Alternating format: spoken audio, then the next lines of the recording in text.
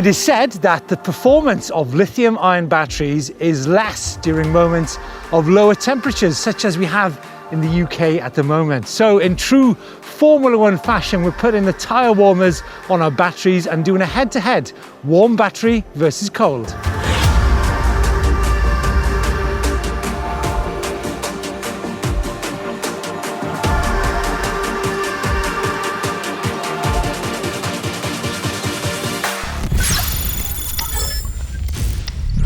So you guys might be feeling that your e-bikes are a little bit sluggish during the low temperatures. So what we've got today is our Canyon Spectral on, fresh out of the back of the van after an overnight stay. Temperatures around about -2 to 0 overnight. And we're going to put a head-to-head on a hill climb on a cold battery versus a warm. At the same time, they do say that the performance of the smaller capacity batteries, such as this 360 watt hour that I've got out of my Track Fuel EXE, they perform even less well than the larger capacity batteries, 900 watt hour, remember, in my Canyon Spectral on. And so, with iced buns and a double espresso beckoning, I made haste to get some data out on the hill. I guess the big question, will it actually start in these minus conditions? So, okay, we have power. Let's go. So heading out onto the hill. Canyon Spectral on, 900 watt hours. Again, came out of the van at 0 degrees.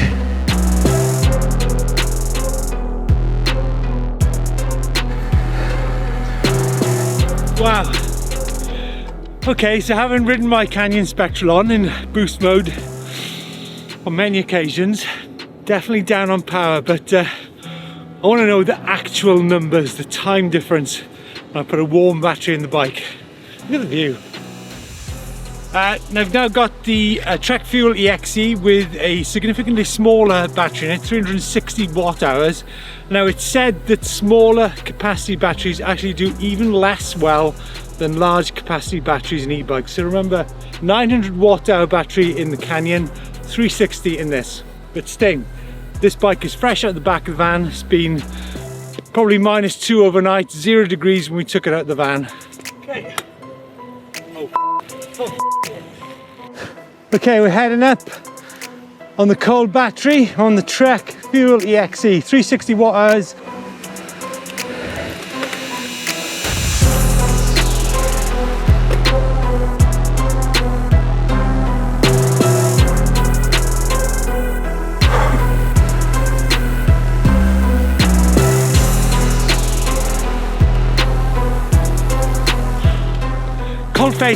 Cold face. Oh, it's quite weird going from a full power e-bike to a mid assist, I can tell you. But again, I think marginally down on power, but only the time will tell. Okay, now before we get the covers off our warm battery, I'm just going to pop down to see Ray to see why the performance of a lithium-ion battery might not be so good in the cold. So Ray, give us, what is the theory why a lithium-ion battery might not operate so well in the cold? It's the reality, they don't. It's the way they work, like any other type of battery, or most types of battery, is that it's a chemical reaction. And just like you and I, we work better when it's warm. When it's cold, things get a bit sticky. Indeed, water, it freezes, it goes solid, it just doesn't want to know about anything. And it's exactly the same for lithium batteries. That is the whole series of lithium batteries that you get, the lithium-ion ones, the LiPos and all. They're very good. Now, in cars in Scandinavia, when you get up in the morning, you've got to charge your car because that will help it warm up. But quite a lot of cars in Scandinavia have a secondary system that keeps the batteries warm. Yes, they're insulated, but it warms it up. Some with a heat pump. Certainly, heat pumps in the cabin are good when you're in Scandinavia because it gets very, very cold. So there you have it. Lithium batteries don't work so well, and that's the message. Ray, thanks so much for the insight into that. I'm now going to go pop back up on the hill. We've done a cold run. I'm now going to put the warm batteries in the bikes and get some times. Well, all good stuff, but hang on a moment. I got something special for you. We're getting near Christmas, so your Christmas present is my bike over here Yeah. with electronic gear on it. So instead of you saying, oh, you know, you can get the figures on it. So would you like to try that? So hold on, so the actual stats on a hot versus cold battery. Absolutely. You can get them off this bit of kit here. The meter's on there, the computer's on there.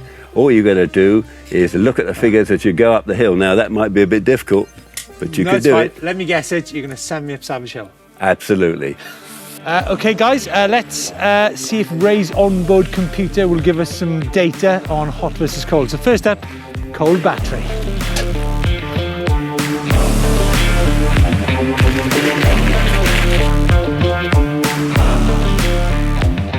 So I think I got about 390, 400 max. Okay, that's fine. Little warmed up battery here, which has been by the fire, only joking. Okay, so now put a warm battery into the bike and get the numbers on that.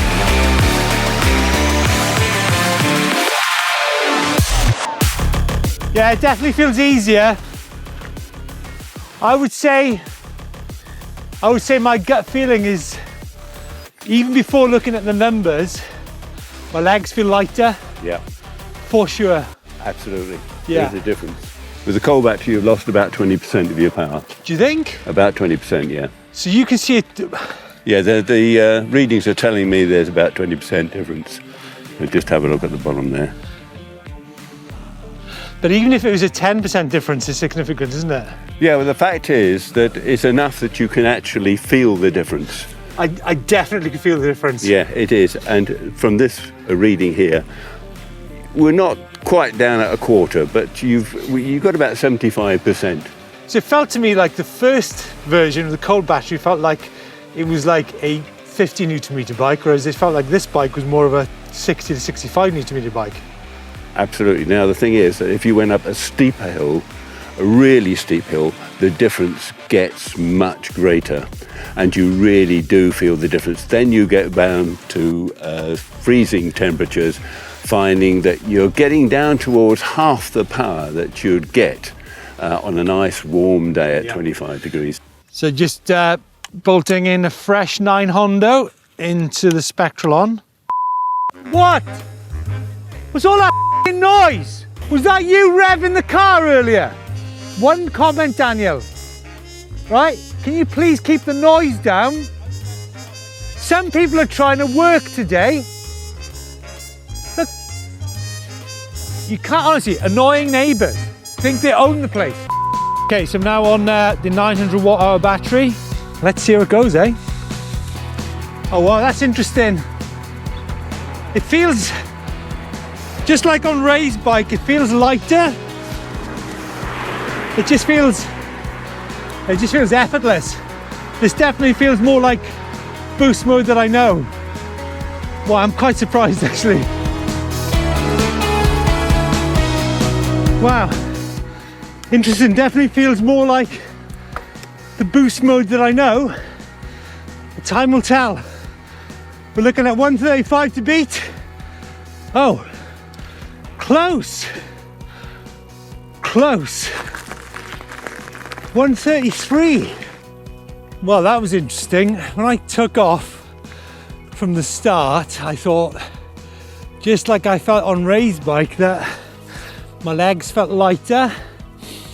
But the proof is obviously in the times, and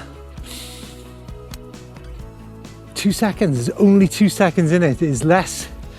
So maybe, just maybe, the battery in this bike would be more sophisticated than the ones in Ray's bike. But let's go and try the Trek and the smaller capacity battery just for a comparison. Let's fire her up and see what the time's like.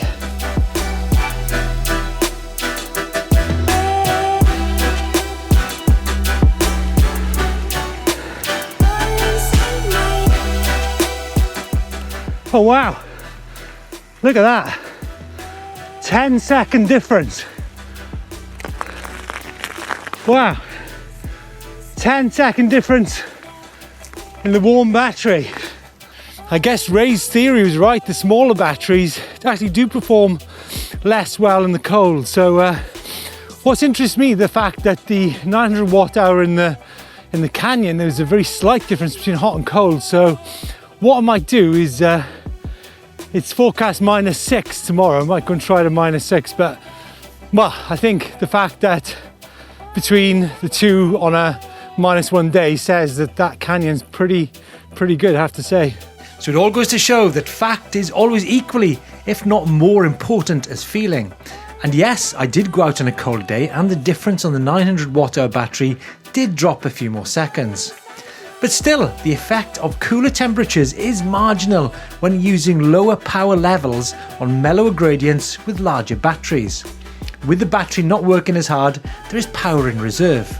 A smaller battery, on the other hand, has less reserves. And remember folks, a steeper, more technical off-road hill will most likely yield different results. Folks, Merry Christmas. Thanks to everybody who's watched EMBN this year. And as the temperatures plummet here in the UK, I think it's a timely feature to have on the channel.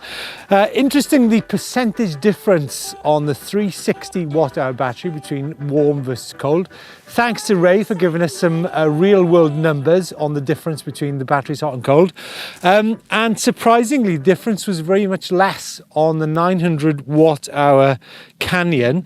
But I think as temperatures plummet over the next few days down to -6, I'll definitely be going out and trying the bikes again. But I think it's nice to know that on the higher power bikes at least, there's not really as much difference as maybe the theory suggests. So yeah, again, Merry Christmas, thanks for watching folks, and yeah, get out in the snow, it is great fun.